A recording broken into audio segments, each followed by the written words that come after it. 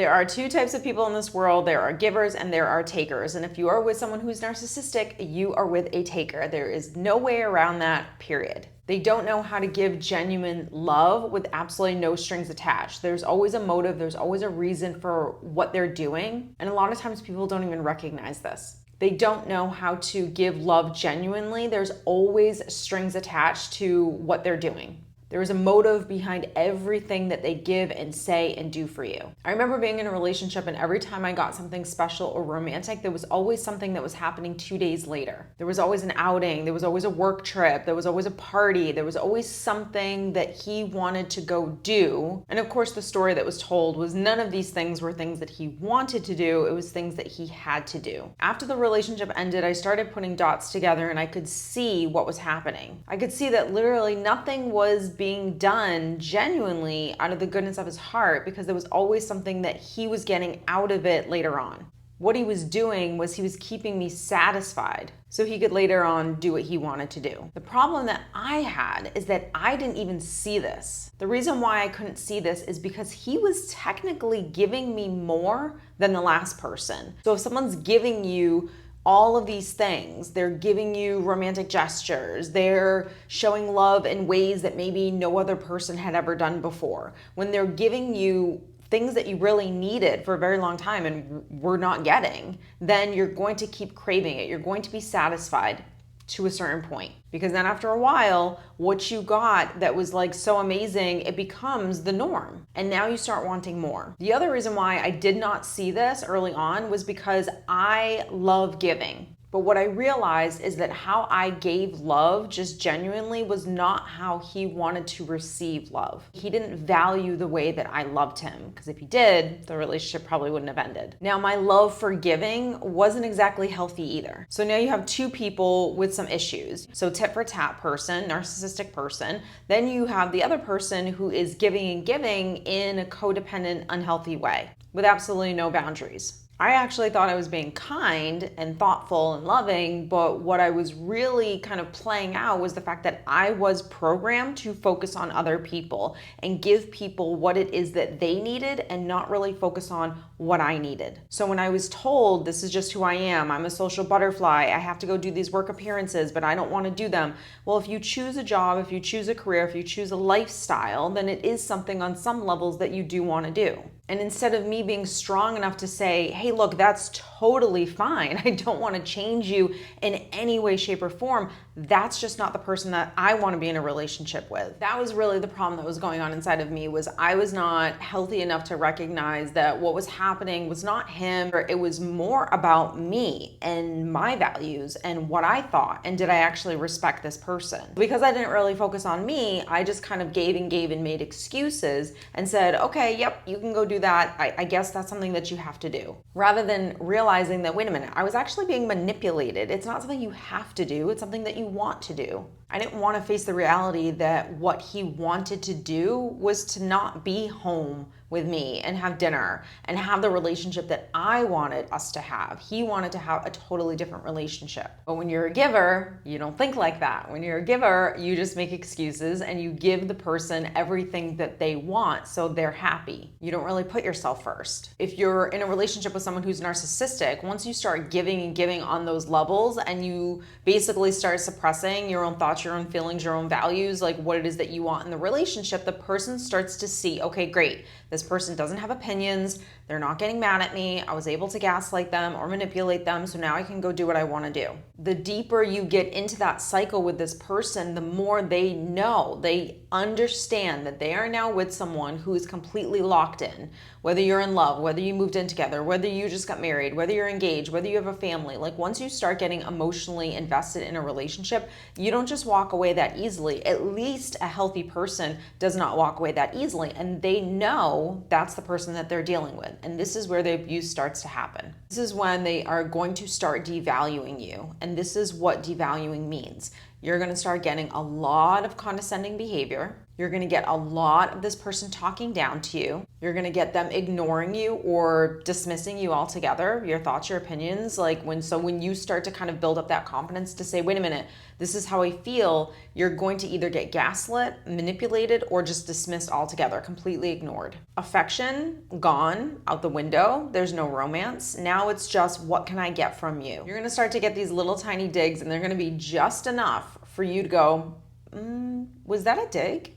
Was that a jab? Don't get me wrong, there are some people that will full on cut you at your knees and want to hurt you in such a way, but most narcissists are a little conniving, and they do it in like shorter, small increments rather than just like coming out and like attacking you. Because if I go really small and kind of jab at you here and there, I can also gaslight you. So if you start to get really offended or angry by that, I can tell you like, wait a minute, that was a joke. Like, you're so sensitive. And then we start this process all over again, where they start to kind of do these things, devalue. Devaluing is like such a big umbrella term. So whether it's chipping away, embarrassing you, ignoring you, lack of affection, like all of these different things, when these things start to happen and they're starting to chip away at you, you start to go, wait a minute, what's wrong with me? Because I once had this version and now that version is gone. And so you try even harder, the giver, you try even harder to get back to that relationship that you once had, because you know it exists, you once had it. You don't realize that you're actually in the middle of a game that's being played between you and this person. So this person full on knows that it's a game, but you don't. You're in a genuine relationship. You're giving love, and unfortunately in an unhealthy way as well. The devaluing for me had a lot to do with completely shutting down. He absolutely never wanted to be near me. It was completely emotionless now in hindsight. And we didn't even have yet the distraction of being parents, because I had just had my son and then we got separated. So really we were just, dating and then a short-term marriage. So we didn't have distractions like responsibilities, houses, careers, money, kids, sports. Like, we didn't have all those distractions, which I think a lot of people face in relationships when they're in their 30s and 40s and 50s, where all they have is distractions. And so they're not really facing the problems that are in the relationship because they're just not even aware of it, because they're in survival mode. These are the years where you were supposed to have a really great, solid partner so you can go through this period of life where it's a little chaotic. Let's call it what it is. And then after the chaos kind of like subsides and the kids grow up and they leave, you still have your best friend, because that was the foundation that you even built the relationship on. When you don't have that solid foundation, then afterwards, when the distractions start to subside and you're getting a little older, now all you really have is the two of you. And that's when you realize, wait, we're actually not right for each other. Wait, I'm actually not happy. I just remember him becoming extremely short with me. Completely, affection was gone completely. He did not want to be around me, didn't want to spend time, didn't want to plan dates. Like, I wasn't his friend, really. Now that I look at him, like, okay, I was just a rug, a pillow that was just like there in the house. But I think the thing that most givers will struggle with is when the devaluing starts to happen, you don't realize that that's what's actually happening, and you immediately go to, what did I do wrong? This is where you start trying more, getting better, being kinder, working on yourself, like working on the things that I need to work on. You become even more of a giver, which makes this person more of a taker. So why does this happen? Like, why does the giver end up being the person that wants to like work on the relationship, work on themselves, and the other person absolutely not? First off, they fear intimacy. You have to understand, like, there is no intimacy in a relationship with someone who's narcissistic. You are not in a relationship with your soulmate, not in a relationship with your best friend. You might have, times where, yep, they're my friend, yep, they helped me. Like, this isn't black and white, but the overall foundation of your relationship is, this is not an emotionally, I cannot live without this person. Like, I just want to be around this person all the time because they are my best friend. Like, I feel great around them. You can only really have those kind of feelings when you are healthy. If you are an unhealthy giver, you don't have those feelings. You might have those feelings, but they are just about you wanting to give this person, or you fantasizing the relationship that you have. And that's what most givers slash codependents do, is they fantasize the relationship that they're in. A taker, a narcissist, they fear intimacy. They cannot work on themselves, because in order to work on yourself, you have to take accountability. And most people don't, most people, not even someone who's narcissistic, do not want to do that. So instead, what they would do is rather just kind of like point the finger at you and make you out to be the problem. In order for this to work, in order for you to have that solid foundation and be in that healthy relationship, you have to have two people that are fully willing to take ownership for their part in the relationship. You have to take people that are fully willing to say, not only my part in the relationship, but also myself. Like, I'm going to take full responsibility for myself. I'm going to take care of myself emotionally, physically, mentally, spiritually. Like, I'm going to learn how to fill myself up. I'm going to get super healthy.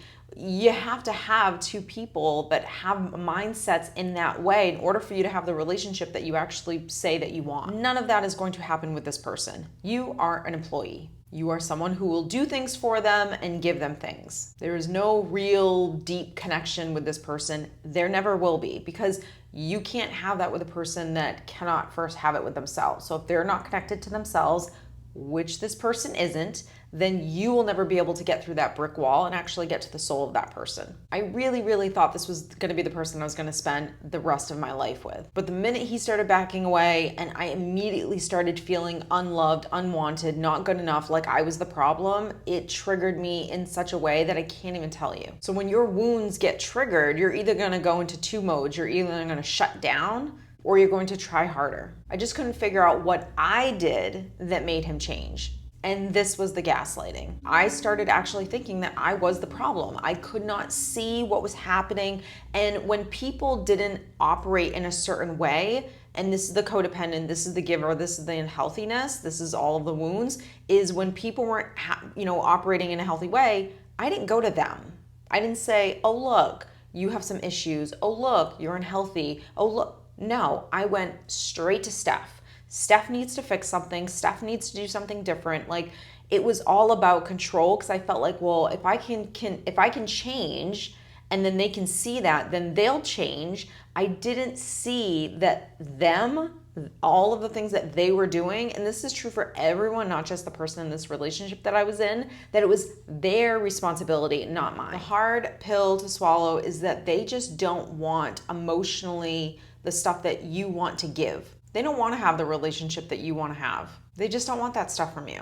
All they want from you is to give them supply, period. And they want you to overlook what they do, what they say, and don't hold them accountable. That's it. So if you can do those three things, and you can look at them in such a way that they want to be looked at, meaning, oh my God, I am with the greatest guy in the whole world, the best woman in the whole world. Like, they're so perfect. They do nothing wrong. And if you can look at them in awe and put them above you in a way, and if you can disregard what you think, how you feel, and not hold them accountable, you can be in a relationship with a narcissist for the rest of your life. So as the unhealthy giver, what I had to learn was boundaries and standards, prioritizing my thoughts, my feelings, and my needs, be willing to accept when the person in front of me wasn't capable of being the person that I needed them to be, or I wanted them to be. I desperately had to recognize red flags.